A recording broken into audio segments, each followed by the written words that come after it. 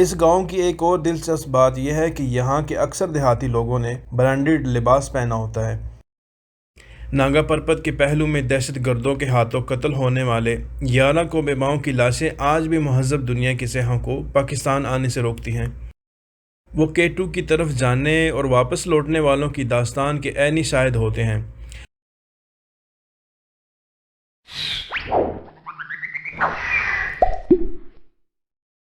پاکستان کا آخری گاؤں، یہاں زیادہ لوگ انگریزی بولتے ہیں۔ اسکولے کے بارے میں کہا جاتا ہے کہ یہ پاکستان کا آخری گاؤں ہے، لیکن اس بستی کے لوگ کراچی اور لاہور کے تعلیمی اداروں سے فارغ التحصیل ہیں۔ جب آپ اسکردو سے ہو کر K2 اور کنکورڈیا کے راستے میں پڑنے والے آخری گاؤں اسکولے پہنچتے ہیں تو یہ دیکھ کر حیرت ہوتی ہے کہ یہاں کے لوگ اردو سے زیادہ انگریزی زبان سے واقف ہیں۔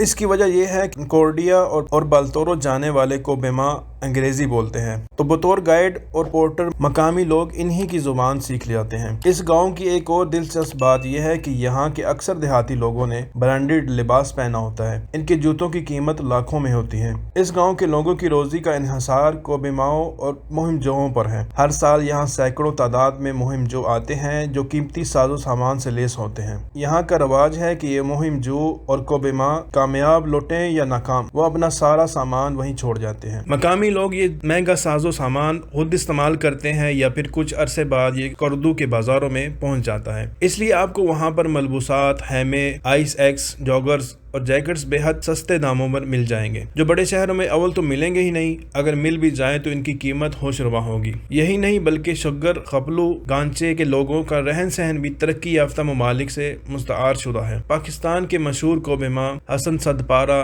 علی صدپارہ اور نذیر صابر پہلے پورٹر ہی تھے۔ عالمی شہرت یافتہ فاتحین کی قربت نے انہیں ہر طرح کے موسم میں مشکل چوٹیاں سر کرنے کا حوصلہ دیا۔ مقامی پورٹر الپائن کلب کی مہنگی فیس بھی ادا نہیں کر سکتے، اس لیے بدیشی کوبیما ان کی ادائیگی کر کے انہیں مہم میں شامل کرتے ہیں۔ اگر پاکستان میں احساس تحفظ کو یقینی بنایا جائے اور پورٹروں کو کسی ضابطے کا پابند کیا جائے تو پہاڑوں کی سرزمین گلگت بلتستان کسی بھی انڈسٹری سے زیادہ منافع بخش ذریعہ کما سکتی ہے۔ ناگا پربت کے پہلو میں دہشت گردوں کے ہاتھوں قتل ہونے والے 11 کوبیماؤں کی لاشیں آج بھی مہذب دنیا کے سیاحوں کو پاکستان آنے سے روکتی ہیں۔ اسکولے کے بارے میں کہا جاتا ہے کہ یہ پاکستان کا آخری گاؤں ہے، لیکن یہاں پہنچ کر کہیں سے بھی ایسا نہیں لگتا کہ تہذیب کا آخری گاؤں ہے، کیونکہ برالدو کے کنارے آباد اس بستی کے لوگ کراچی اور لاہور کی تعلیمی اداروں سے فارغ التحصیل ہیں۔ حسن، اقبال نمبردار، غلام رسول، بروکے جیسے نوجوان اس گاؤں میں بھی ایک نجی لائبریری بنا چکے ہیں۔ کتاب یہاں بھی پڑھی جاتی ہے۔ حسن جا کے بالتورو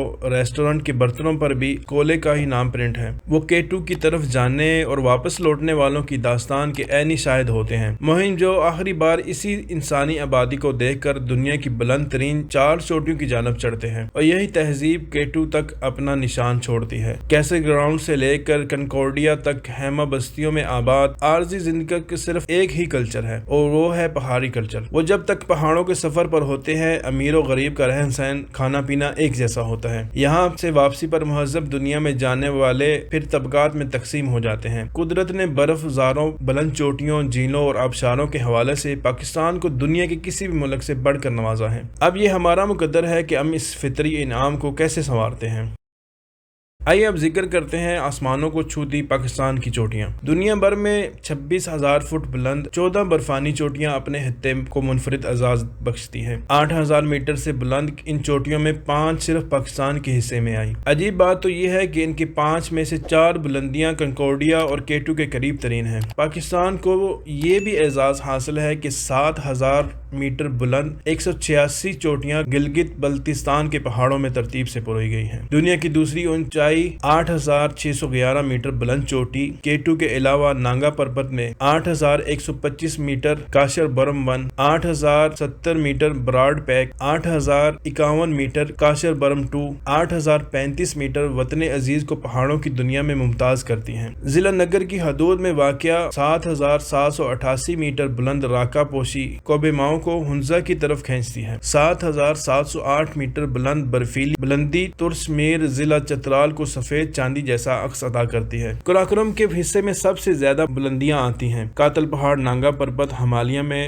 رنگ بھرتا ہے۔ کو ہندو کش کا سلسلہ بھی ترش میر کے بغیر ادھورا ہے۔ عالمی کوبے ماؤں کے لیے ہمیشہ سے جان لیوا چوٹی نانگا پربت شاہراہ قراقرم پر سفر کرنے والوں کو بہت دلکش نظارے تقسیم کرتی ہے۔ رائے کوٹ کی طرف سے نانگا پربت کے بیال کیمپ کی طرف جانے والے سیاح فیری میڈو سے ہو کر وہاں پہنچتے ہیں۔ پریوں کی چراگاہ میں ریفلیکشن جھیل کے پانی نانگا پربت کا عکس لیے ہوتے ہیں۔ یہ جو دنیا بھر کی واحد مثال ہے کہ 8000 میٹر بلندیوں کی حامل 4 چوٹیاں کندھے سے کندھا ملائے کنکوڈیا کے راستے میں پڑتی ہیں۔ کیٹو کی طرف منہ کر کے کھڑے ہوں تو ایک تکون جس میں ذرا سا دبا بھی نظر نہیں آتا، وہ اینجل پیک ہے۔ دائیں جانب براڈ پیک ہے اور اس کے ساتھ گیشا بروم گروپ کی چوٹیاں ہیں۔ ان راستوں پر زیادہ تر امریکہ، جرمن، جاپان اور انگلینڈ کے کوبے ماں اور سیاح جاتے ہیں۔ پاکستانیوں کا اس طرف رجحان بہت کم ہے۔ دنیا کی بلند ترین چوٹی ایورسٹ 8848 میٹر بلند ہے، مگر کیٹو کی نسبت اسے سر کرنا بہت آسان ہے۔ ماؤنٹ ایورسٹ کو ہر سال 100 سے زیادہ کوبے ماں سر کرتے ہیں، جبکہ کیٹو کو کسی سال ایک بھی کوبے ماں سر نہیں کر پاتا۔ تو سامعین محترم، یہ تھی کچھ معلومات ہماری چوٹیوں کے بارے میں۔ امید کرتا ہوں آپ کو بہت سی معلومات ملی ہوگی۔ ویڈیو پسند آئے تو اس کو لائک کیجئے اور اپنے احباب سے ضرور شیئر کیجئے گا، اور اس طرح کی مزید ویڈیوز کو دیکھنے کے لیے آپ ہمارے چینل کو سبسکرائب کر سکتے ہیں۔ اب میں ملتا ہوں کسی نئی ویڈیو میں، تب تک کے لیے اللہ حافظ۔